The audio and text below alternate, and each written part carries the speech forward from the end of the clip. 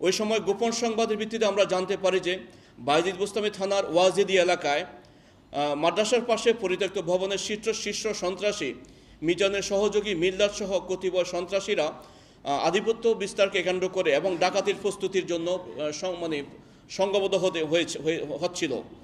উক্ত গোপন সংবাদ পেয়ে দ্রুত আমাদের অফিস ইনচার্জের নেতৃত্বে বর্ণিত অফিসাররা ঘটনাস্থলে উপস্থিত হন এবং উপস্থিত হওয়ার সাথে সাথে ঘটনাস্থল থেকে কুখ্যাত সন্ত্রাসী মিজান পলায়ন করে।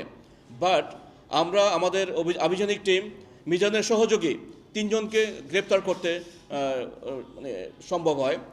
এর মধ্যে হলো মোহাম্মদ মিল্লাত হোসেন, মোহাম্মদ আবুল হাসনাত ফাহিম, মোহাম্মদ রুবেল। তাদের হেফাজত থেকে বিদেশি পিস্তল এবং দেশীয় অস্ত্রশস্ত্র উদ্ধার করা হয়। এর মধ্যে টোটাল 10 ধরনের আমরা আইটেম উদ্ধার করেছি।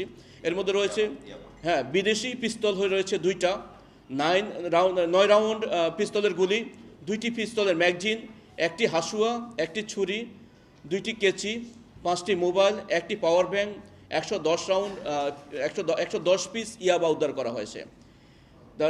একই সাথে 1টি মোটরসাইকেল উদ্ধার করা হয়। আসামিরা বায়েজিদ বোস্তামি থানা এলাকায় ডাকাতি, ছিনতাই, চাঁদাবাজি ও জায়গা দখল এবং আধিপত্য বিস্তার করে দীর্ঘদিন থেকে করে আসতেছিল এবং ঘটনার দিন ডাকাতির উদ্দেশ্যে সমবেত হয়েছিল বলে আমরা জানতে পারি।